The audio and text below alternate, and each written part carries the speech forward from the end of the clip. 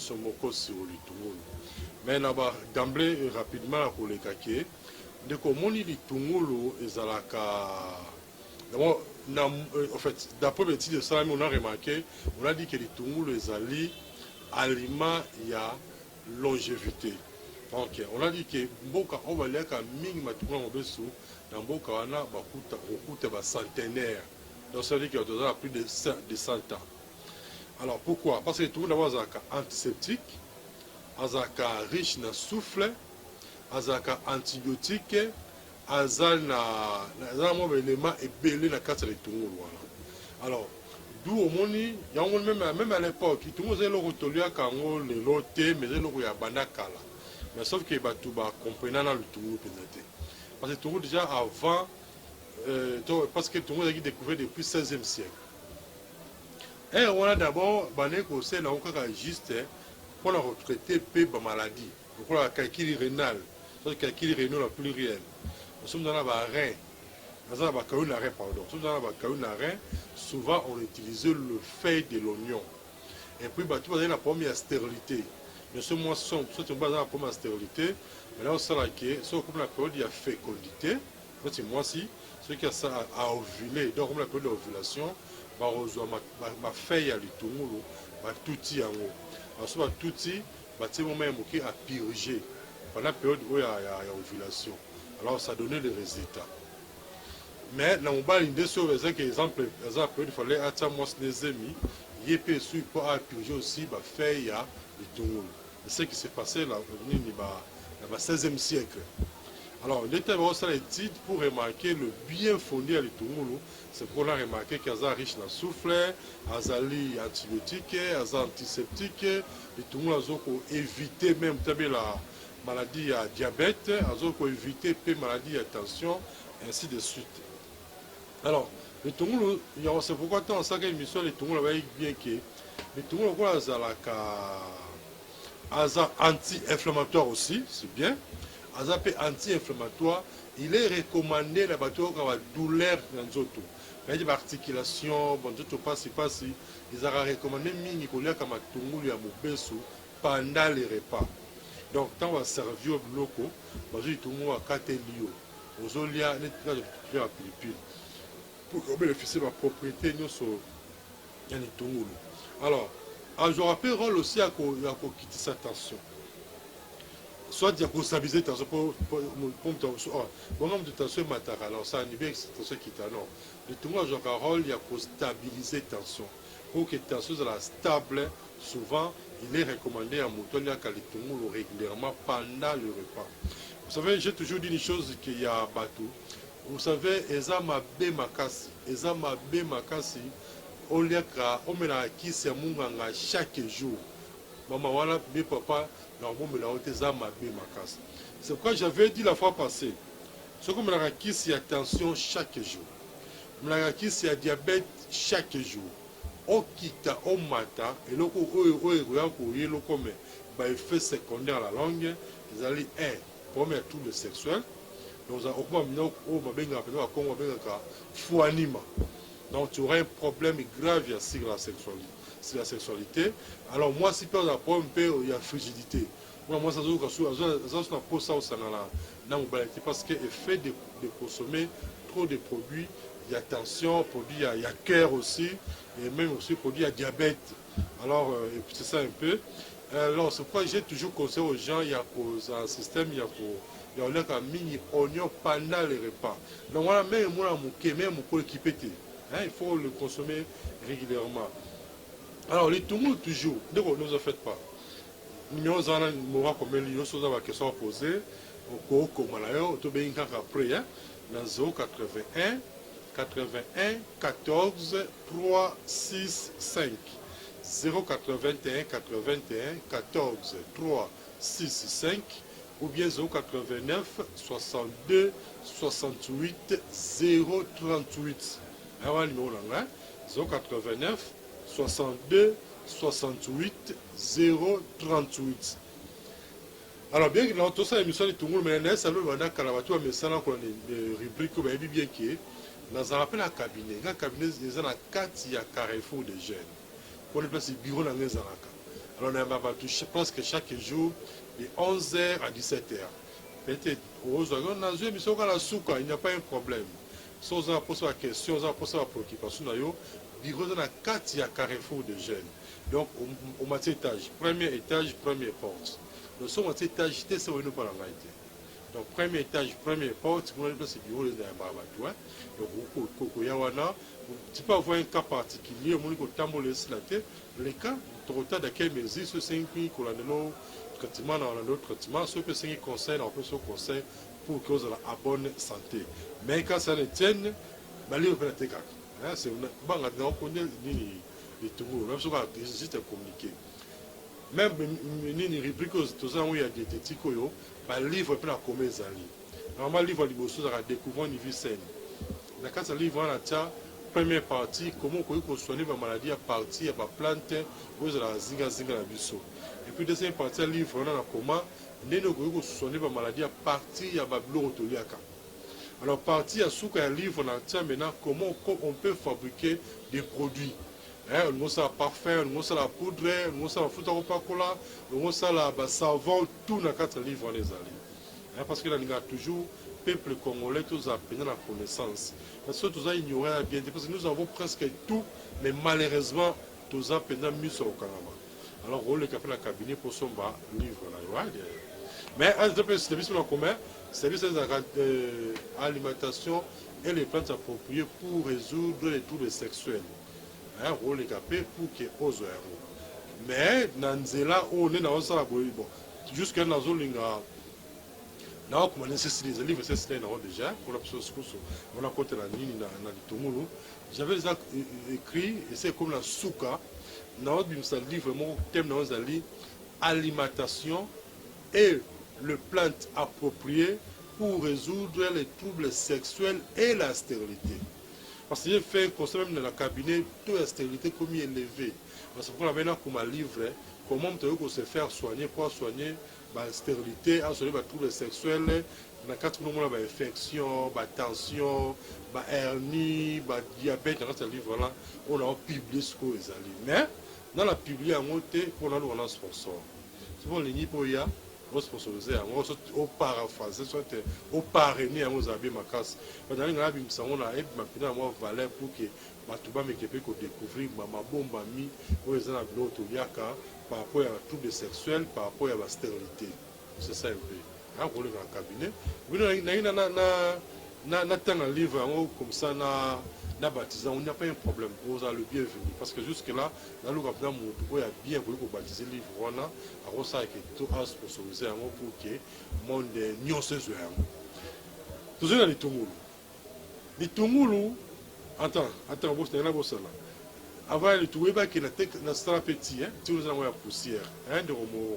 Dans la tise à poussière. Tu vois, okoki komela ba olamba on normal quand olamba ati ozomela yango mais tant ozomela ti wana d'abord un autre traité d'infection pulmonaire les autres traités au kosukosu ba mutu pasi ba constipation ba courbature au tir pour que monter puis ça multiplie mobilité la volume et spermatozoïde.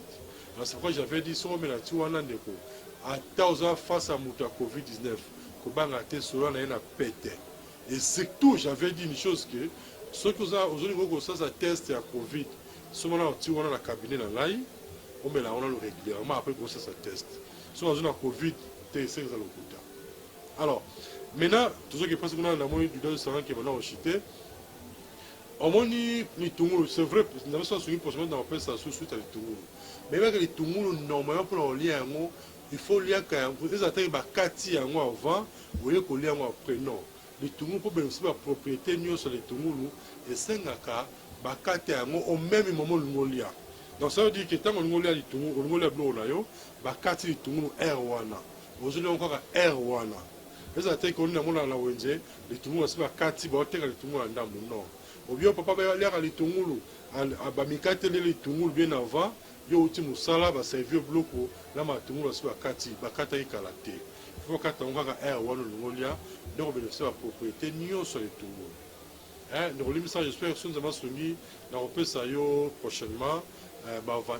Comment on les Tungulu pour la diabète, pour la hypertension, pour la maladie sur la voie respiratoire. Hein? Peut-être prochainement, on va pour expliquer. Mais le numéro, c'est le cabinet, il y a Carrefour des jeunes. Pour ce livre, pour ce service, bien sûr, tous les cas, pour un conseil par rapport à l'alimentation.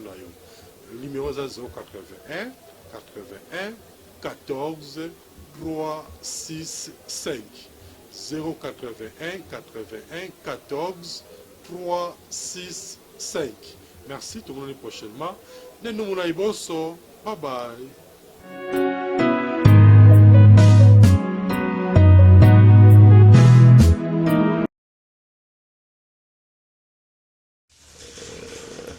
Merci docteur Athanase, rubrique diététique.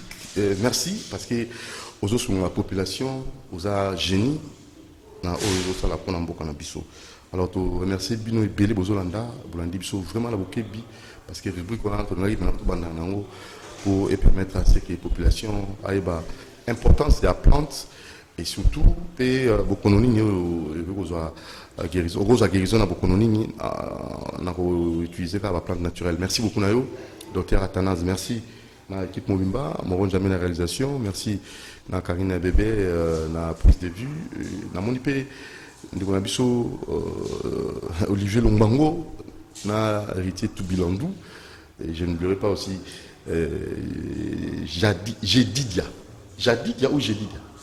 Jedidia Sita. Merci Nao, notre stagiaire professionnel, et je n'oublierai pas Fiston Atunga et Alain Kabongo et Romain Makonda. Voilà, l'équipe au grand complet. Mais tous les canards, dès qu'on a vu sur Lelo, Génie Moto Lelo, Webier, cofondateur de Génie Congo, Nado Kito, on a vu déjà Awa, Boni. Sengopé. Au Thaïlande, deuxième invité, Aoya, non, a été. Au Thaïlande, Kiti. La Thaïlande, Kiti, pour l'homme. C'est ça, comment qui, au monde déjà. Donc, et à l'immingi parce que tous un docteur Béton, honoré, élevé. Docteur même, Kabila. Docteur Béton. Fachi Béton. Voilà. A commis docteur? Ouais. Ah ouais. Oh. A commis docteur? Non. Boyebi. Bon, Osa Boyebi. Alors là, maintenant, nous avons docteur Kabila et docteur Félix Tshisekedi, le président de la République. Donc, Félix Tshisekedi, Chilombo Chetu, Chinene. Na Israël, là. Ah ouais. Maintenant, premier citoyen d'Afrique et premier citoyen du monde noir, Félix Antoine Tshisekedi Chilombo.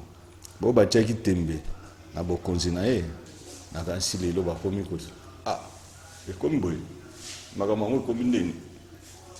Est-ce que ça y est pesé à solo? Magamango je que tu na soka kabo. Bongo ba biso yo. Tu tira kana ropa. Voilà ce qu'on est. Vous voyez qu'on fait l'homme idée 8 ans. 8 ans. Bango ba lobino. Bana mboka ba ebisinga tango na ya lui yebisa bango kuna jeter l'éponge. On va checker tout doute na bokonzi afachi, jeter l'éponge. Oh, mais non, comprenez. Ah, jeter l'éponge. Bakoki pe kokende. C'est tout à fait normal. Bakoki pe kokende. Voilà les communes dictature bien. Dictature te bakoki pe kokende. Merci Nafachi Béton d'avoir repris la signature ordonnance pour investir notre président Séni Kadima. Merci Mingi, président de la République, parce qu'on devrait avancer. Tokotikala internellement, t'es na ba caprice à l'église. Osa même pas na droit de veto sur 8. Osa botikali de, mais bozo tiambriement na quartier. Botika ko tiambriement na quartier, botika ambriement na bitu ya ba congolais. Vous troublez biso trop. Dans votre messieurs constaté qui a inventé le plan de la démocratie du monde démoniaque, le monde politique. Obino Bozaba défendeur et missionnaire na bango. Botika ba congolais kimia, tous en a besoin en mboga na biso qui ne liboso. Tous en a besoin d'unité à peuple congolais. On ne va jamais avancer dans ce pays, ni n'était le problème si rien n'est que le problème d'unité nationale. Problème au bazako y l'abisso. Oh, et tribu tel. Quelle est cette tribu qui peut effacer tribu Moussoussou? Et aussi m'a répété. Vous passez le temps pour rien. Parlons développement. Entrons dans le débat.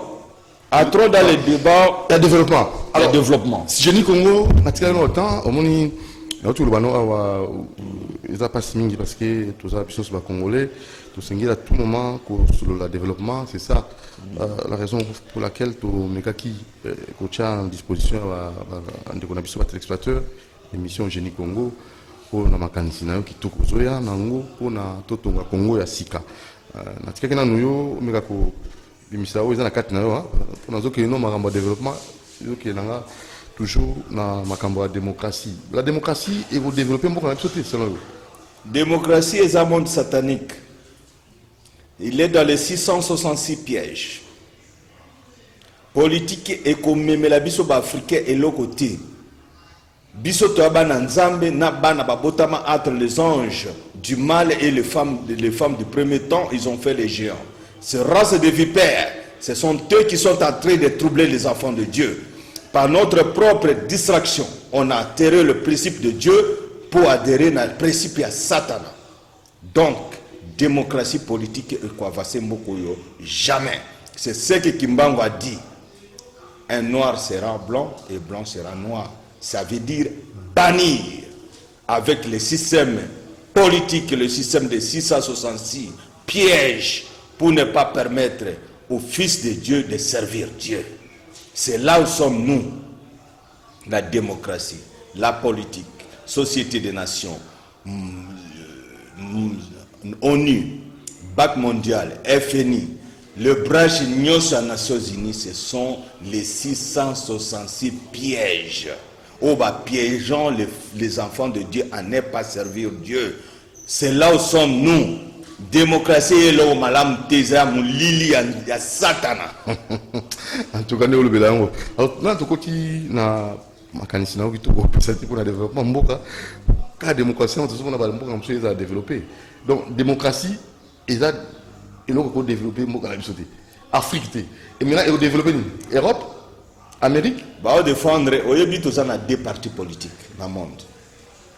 Parti démocratique qui est le parti satanique avec les enfants de vipère. Et la partie théocratique des principes Nzambe na bana Nzambe. Donc on a développé Afrique. Voilà. Tout côté on va développer, on va défendre Kaya papa na bango. Biso ba africain to ko défendre jamais. So aux serviteurs Nzambe. Au lundi nabi au kito lelo na télévision. Défendez la théocratie à la place de la démocratie. Vous allez maintenant décortiquer cela, la théocratie, où vous avez développement, où vous allez vraiment Yamalunga, donc voir par laquelle biso to ko développement mboka. Mais seulement un mot, 8 ans d'emprisonnement, il y a prison, en fait, 8 ans de prison requis contre l'artiste musicien Koffi Olomide. Il a invité un mot, pas vraiment notre artiste Koffi Olomide. Est-ce un problème? Ah, il y a un problème, il y a agression, agression sexuelle. On a Marcel Babing Zaki, 8 ans d'emprisonnement, 8 ans mon cher, notre artiste. Bon. Koffi Olomide azali un artiste munene mboka na biso moto azana memo azana vraiment na habité na lobanine côté musique asepelisi mitema ba congolais na façon tout. Oui, et comment nango est-ce que réellement poto benga kayena kitete la di Koffi Olomide bino benga ngai Koffi Olomide di Koffi Olomide pour maman mina mtetela te maman na ye aroza pe papa na pe mtetela bon abomana na ye na ta Équateur ya Mobutu isme pour abima mais c'est un tete la Koffi Olomide qui tete la pe aloba ou bien vous comprenez amona na biso je pense ne to défendre papa Wemba na tamba kangaye to défendre pe Koffi Olomide tamba kangi di Koffi Olomide pas Mihalele dit. Ah, pas Mihalele. Zala Mobali. Obimana. Il y a ba jaloux contre Mpao. Ba jaloux contre Mpao. La fin de sa grand prêtre. Pour ba Mobadondwa. Mais rien. On a au grand prêtre. Vraiment na Molokai ya Makila.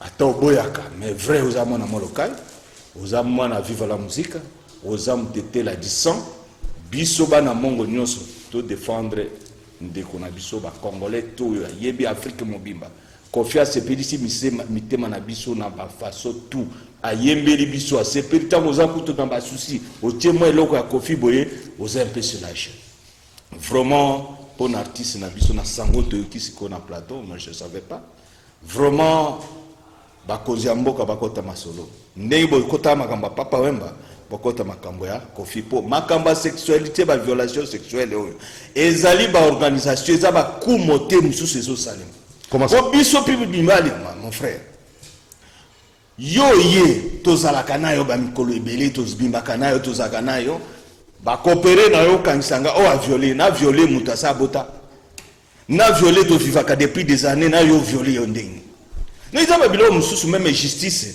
to longwa na bassesse d'esprit o tozaka na ngo même justice africaine il faut to la biloko mindele bazolo la violence faite à l'homme on ne la parle pas mais n'est que la violence faite à la femme c'est ce que je dis. On ne parle pas de la violence faite à l'homme.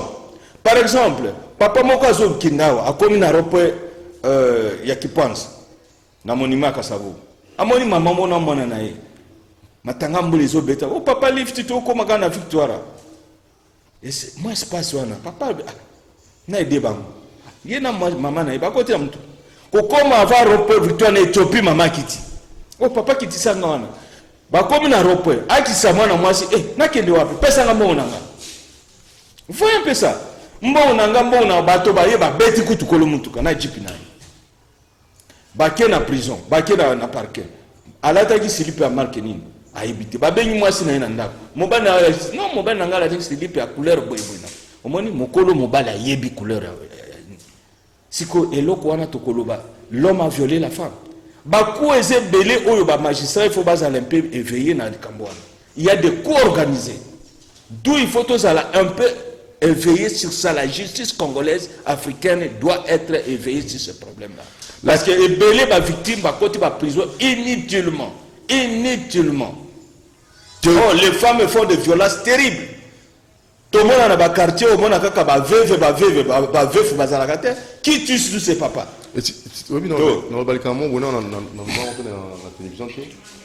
Une fois, j'étais personnel, je pas à King Kester.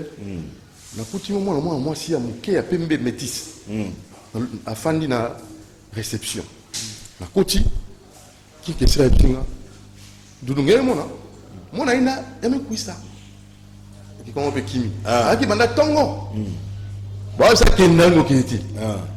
Alors quand mais muta yeso enki yeso amu oh vi holu ko ndi non yeso amu mu bagaen mona ina shotina ya bana suka obi ngana ki na vena si mama olu gani mama de ima le bien olu gani c'est un problème alors to fongo to kangi to ki théocratie voie et développement comment est-ce que vous développez Mboka la théocratie? Oui. Théocratie, Mbenzantu, Boanya, Mayele Anzambe Pona Biso Bato. So moni mutazana ko défendre la démocratie, yeba ke azana boyebi mongoti. So moni mutazana ko défendre politique, c'est que azana boyebi penza te ya makambo wana. Dieu nzambe oya kela mokili abandaka na système ya théocratie. Théo ça veut dire Dieu et ses pouvoirs règnent avec son peuple, n'est-ce pas? Et la politique, c'est là na ange de lumière pour apparaître à l'ange de lumière on va tirer dans le monde ya molili balobi ce développement d'une société d'un site à un autre. Comment bien gérer le peuple. Mais dans le vrai sens des mots, démocratie le bien. C'est pourquoi vous vivre, il y a politique, contraire de ce que nous passons. Parce que, et là où il y a la définition, Et loko ezakaka politique n'a pas de forme, il est dynamique. Donc eloko eza na forme te, eza na formule te, ezaka dynamique. Donc c'est quelque chose de compliqué. Alors dans le vrai sens de mot, politique c'est l'art de bien bâtir monde cruel, monde de criminels. Eza parti à bana satana. Et botama na Vatican. La théocratie, la démocratie. Maintenant, la démocratie, bande de bandits organisés d'un facteur à un autre. D'un facteur, papa. On est là, oui? La démocratie, se bande de bandits organisés d'un facteur à un autre. À un autre. Est-ce que définition où tu oui, bako kanga pas pour na satanisme, mais un enfant de Dieu kanga te. Pour toyi couper sa lumière. Biso toza une école de la suprématie. Dans l'école de la suprématie, c'est dans la même école où Nzambe aponaka ba oyaye apesa ye sango bo pesa la na batonanga comme ba Simon Kimbangu, comme ba Mohamed, ba Nabi Okito, ba Edini Abala. Ce sont les gens que Nzambe apona bango na école de la suprématie. Dans l'école de la suprématie, c'est lui-même le maître qui donne cours là-bas. Au retour nanga, où est-ce qu'il a ramassé ça? Alors c'est lui qui t'a écrit la Bible, il a ramassé ça où? D'ailleurs, les apôtres ont limité Dieu. Où est-ce que vous savez? Les apôtres ont limité Dieu. Comment ça? Donc, personne ne peut être inspirant encore dans le monde. Il n'y a que les apôtres, il n'y a que ce que les apôtres ont arrêté. Est-ce que vous ne voyez pas qu'ils ont limité? Qui es-tu pour limiter Dieu? Il était hier, aujourd'hui, demain et éternellement. Qui es-tu pour limiter Dieu? Papa, c'est là un peu clair. Théocratie est développée beaucoup en Néni. Comment appliquer la théocratie et si la démocratie c'est Zali? Tu vois comment? Tout ça, comment? Principe divise la théocratie d'abord. Ezali, égalité. Égalité. Justice, respect des autres. Tu comprends? Justice, donc Tolobi, égalité, justice, respect des autres. C'est ce qu'on parle de la devise la théocratie. Maintenant, comment trokota na monde ya développement? Monde ya développement trokota parce que ceux qui bolongwe na monde ya mulili bokoti na principe ya Nzambe oyo tokosala ba constitution mboka na biso conformément na principe ya nkolo yeme. Toko obligé, mutunyo sa kozala obligé de marcher sur le droit chemin. Honnêteté, transparence dans les affaires publiques de l'État. Toko tambola malam et loko alibose kosenga na théocratie, c'est la réparation. Je sais que Mikolo Batubile bakomolo basi la réparation, oui. Ezamo eloko moko ya bien tolobaka na plateau yo. Oyebi papa na ngai, na rappeler le moko tolobaka na plateau bato amona biloko tolobaka on dirait ya ça. Mais nous sommes bien suivis. Ah na lobaka que pourquoi tout simplement que ba président Seni ba utaka l'église catholique civile, pourquoi pas l'église kimbangiste? Pourquoi pas l'église kimbangiste? C'est ça qui a na plateau. Lelo tant que va suivre biso le chef de l'État avec ses décideurs va suivre décision qu'il faut monter à kende na Seni out en église Kimbangu. Quand même église Kimbangu c'est église ya mboka na biso. Tous aba Kimbangi c'était ou pas, mais église Kimbangi c'est ezali église ya mboka na biso. D'où ngai na monaki que non, il fallait que mutumoko out na président Seni out en église kimbangiste. Et ce qui est arrivé et ce qui est fait. Source ya Kadima et outi na plateau na mnoko ya Nabi Okito. Na plateau ya Génie Congo. Voilà, mais c'est Kadima source na yo et outi na Génie Congo. En tout cas, tu félicite yo. Ok, kuna sala musala pour la fonction yozite, mais sala musala pour le peuple congolais. Bino nyonso bokoti kuna ezali pour la fonction bozui ya sikate, mais boke kuna pour na ko aider peuple congolais babima na ba gouf otuzana. Je demanderai encore une fois merci na ba conseiller chef de l'État Mobimba nyonso. Message moko malam tozana ngo na bandeko nyonso balinga général Kisase Ngando. CNRD Ngando Kisase elamuki. CNRD ezali à marche. Mais maintenant là ce sont des partis politiques. Oui. Parce que le parti politique est tambourandé na théocratie, parce que là vous parlez de CNRD. Pour ça la transition. Est-ce que parti politique et pour ça transition. Tout ça transition vers le premier parti. Nazali un de neveu de Ngando Kisase. Nazana parti oyo babengi CPP. CPP ça veut dire quoi? CPP c'est le Congo. P c'est mon patrie. Le deuxième P c'est Africa mon pays. CPP. CPP, ça veut dire Congo, mon patrie, Africa, mon pays. CPP, c'est un parti politique, le premier parti politique qui a théocratie. Autre qui n'a pas principe théocratique. Je répète, CPP, ça veut dire Congo, mon patrie, Afrique, mon pays. Parce que tous les Africains, nous sommes tous les enfants du même père et du même mère. L'Afrique, c'est notre pays. Et le moteur du Congo, d'Afrique, c'est le Congo. Et la valeur de l'homme noir, c'est le Congo. La qualité de l'homme noir, c'est le Congo. Même source de la musique du monde, c'est le Congo. Parce que la musique congolaise, on l'appelle la musique mère du monde.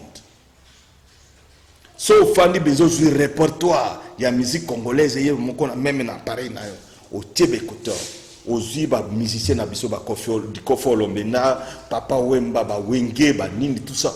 Au yoke un répertoire les na ba musique nabiso zo sentir que biso il fallait tout temps peut-être un espace.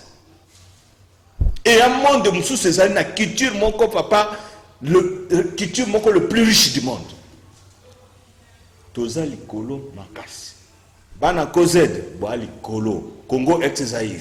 On a bien rabino bana kozed pour Congo Zaïbélé ba Congo Angola Congo Brazza mais biso tozali bana kozed so lingomoni ozaka congolais ya wapi lobaka na yo na moninga kozed ça veut dire Congo ex-Zaïre. C'est fini. Merci. Alors la chose est un peu claire parce que pour répondre à la transition.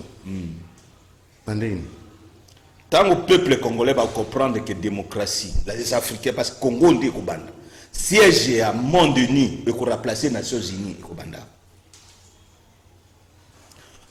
Banque absolue, Absolute Bank en anglais, banque wana et kubanda ao.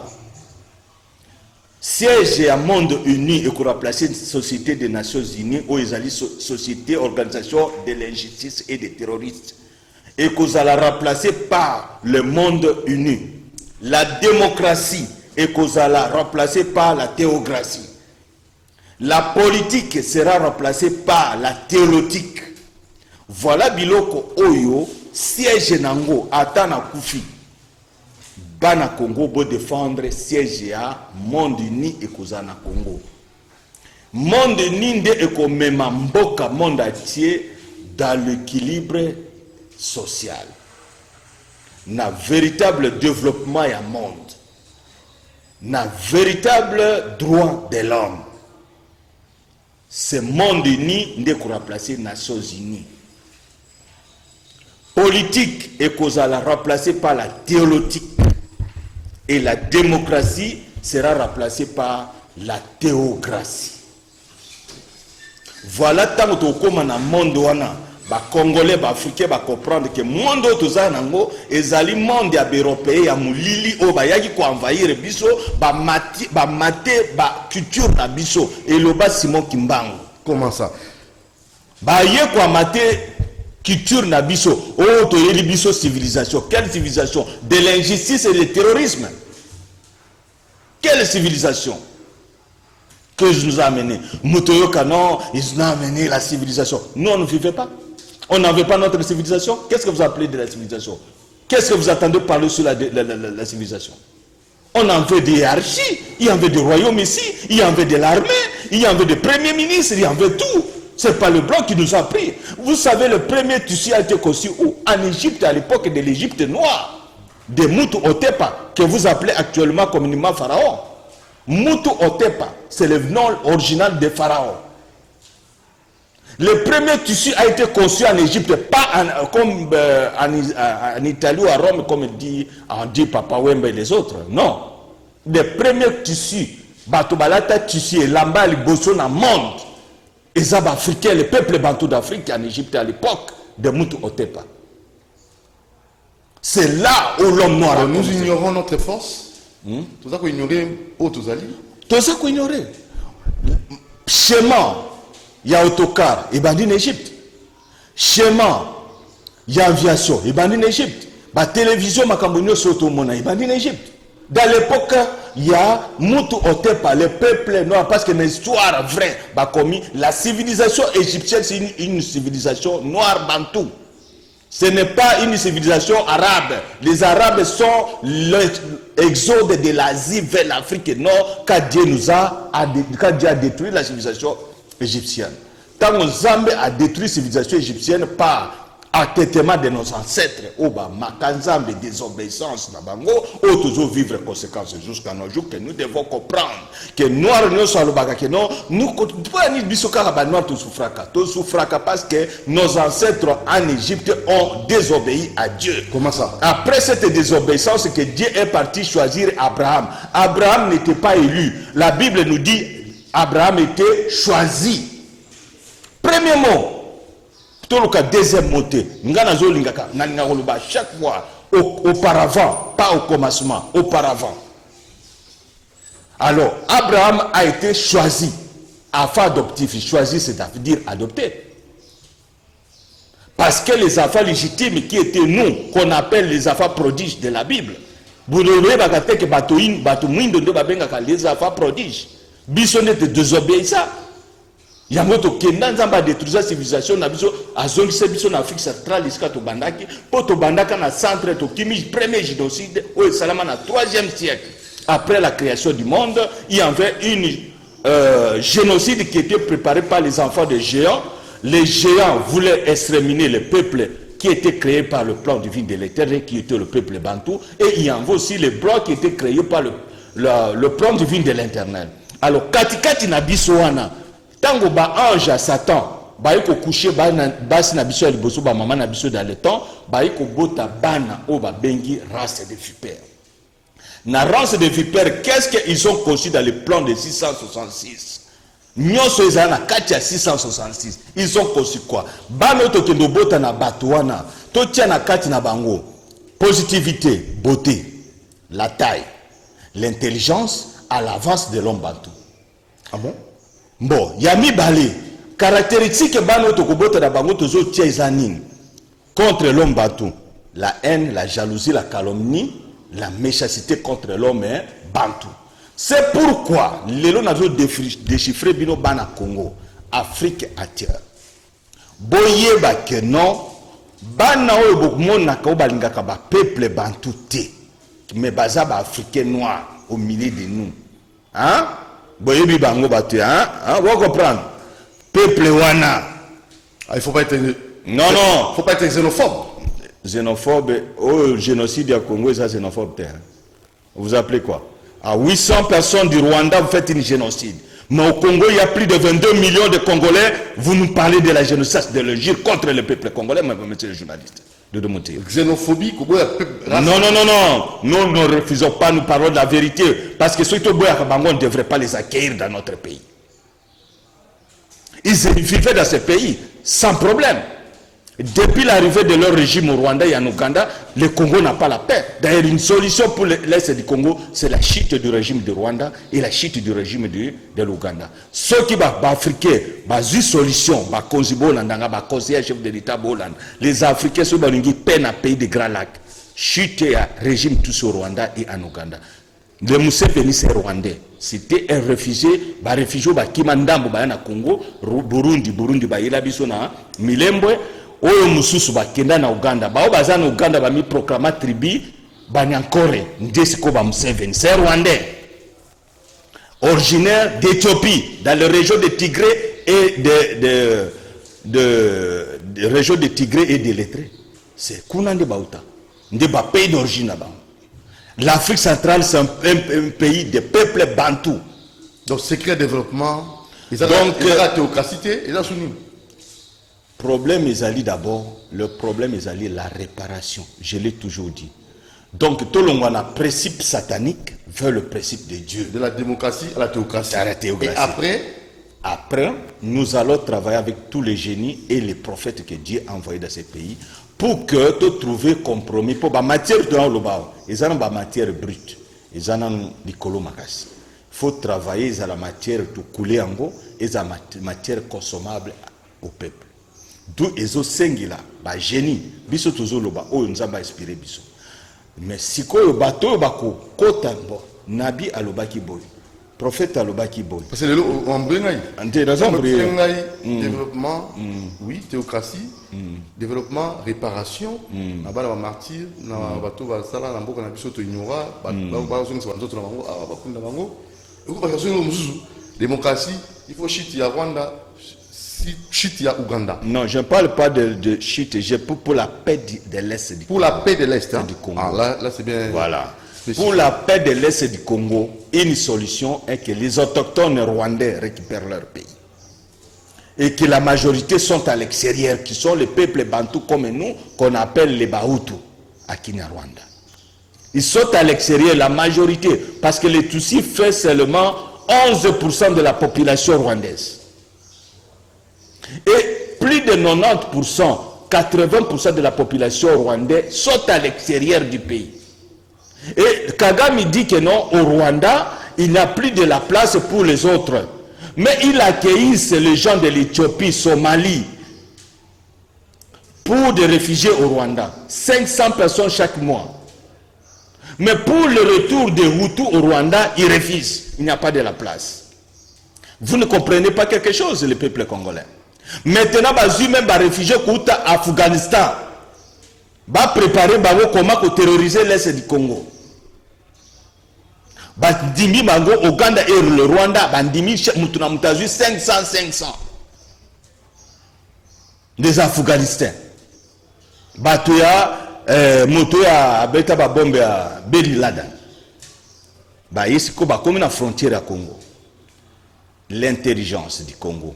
Service de l'intelligence, conseil à les autorités nationales, je vous en prie, naza tribalisté, mais on ne peut pas continuer à accepter que le peuple n'abisso baba na ukufaka chaque jour.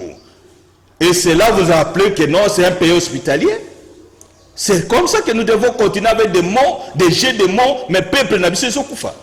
Non, cela ne peut pas être accepté. Pour la paix du Congo, le Hutu doit retourner au Rwanda. C'est pourquoi le musée a dit ceci. La guerre va commencer là où va se terminer là où ça a commencé. Et le peuple ougandais souffre aussi comme souffrent les Congolais ici. Il faut que les Ougandais récupèrent leur pays, le peuple bantou d'Ouganda. Nous devons aider les Ougandais à prendre leur pays. Nous devons aider le Rwanda, les Rwandais, de récupérer leur pays, les véritables, les autochtones. Pas ceux qui sont venus. Ceux qui bango balobaka. Nous sommes ici au Congo. On dirait qu'on nous voit comme disait maman El Bazaïba. Nous ne sommes pas dupes comme vous le croyez. Nous ne sommes pas dupes. Vous savez l'histoire. Nous on était au Congo depuis 17 000. Ceux qui depuis. Bon. Mais pourquoi vous ignorez là où vous êtes venus? Dites aux Congolais que nous sommes des gens de l'Éthiopie. Et le peuple de l'Éthiopie qui était maudit dans la Bible, dans l'Ésaïe 58, je pense, Quand Dieu a dit que non, j'envoie mon dernier serviteur en Éthiopie. Ceux qui boyambi bangote, boyambi mutote, et zali dernier serviteur on a outi en Éthiopie. Tango aki kote a bango ba boya, parce que bazali lingi makamba nzambete. Bango mitema na bango zali pas autre chose. C'est pourquoi je vous ai parlé des rances, des vipères. Alors, les derniers serviteurs à en Égypte, en Éthiopie, nzamba lobi na baboyo hein. Longola bilamba na yo nyonso bona nanga bieza ngai mutu na lobi te eza biblique eza na benezai alobi longola bilamba na yo nyonso tambola mutakala katikati na bango okei boy ozongi boy okei boy 7 fois katikati na bango kanisa lelo balobi exemple ko Israël mutombo des missions de gâté tangata nani Maxime Akabo bon Israël na confondre na lobana papa apôtre mutombo pas Israël mutombo bon Israël mwana mère combattant isiko zali yo ya mwana yo apeli wa pili mwana mboka alors yo te na loba apôtre mutombo kanisa surtout ce exemple ya apôtre mutombo à côté de politique hein kelongo mtanzambe ucha ya kota mambo politique ba chroniqueur alors yesikoyo bayebisio nzamba ibisi na katikati ya bato neta kisasa na manifestation plein déjà iko pesa ayiko ça peut-être séminaire moko boy plein na Vélodrome mais nzamba lo biloko la baboyo longola bilamba tambola mutaka katikati na bango 7 fois oyebi nzamba lo bani tango musali ya nzamba yoki ya nzambe alongola pe bilamba atambola 7 fois na katikati na bango nzamba lobi le peuple éthiopien bako kende monde atie bako régner bolo kanga malamu place oyo beaucoup de Congolais ne savent pas abi boko kende pona l'audition de vos cœurs boko kende monde atie boko régner pe mais souka vous serez haïs du monde entier et vous allez être pourchassés jusque dans votre terre d'origine.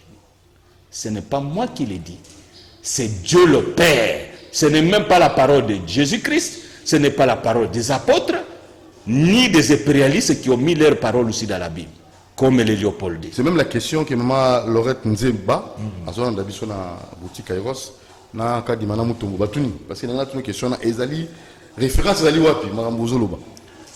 Oui, je sais que c'est là où les Congolais ou les Africains sont dans le terme un peu léger, puis peut ça m'habiter na batu. Et lorsque toza ba subalterne bassesse d'esprit ou ba obenga biso ba esclave spirituel, ba esclave de l'esprit. Parce que Africain alinga kotuna kaka biloko wa noziango wapi. Je l'ai dit au début sinon. Il a ramassé ça où? Mais ceux qui vous ont écrit la Bible, ils ont ramassé où?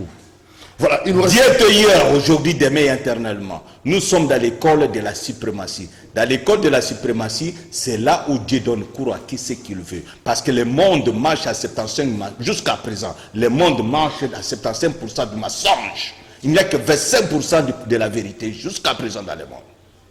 C'est pourquoi Jésus-Christ, à l'Obabo, recherchez la vérité. Et la vérité vous affranchira. Si toute vérité était là, Jésus-Christ ne devrait pas dire rechercher la vérité, car la vérité était là. Bien que lui, Azali, la vie, la vérité, le chemin, la vie, la vérité. C'est qu'il a compris quelque chose. Mais à ce temps, à comprendre qu'il me moyen piclé, exactement, c'est pour qu'il a tinda qui va dire non, rechercher la vérité n'est pas encore avec nous.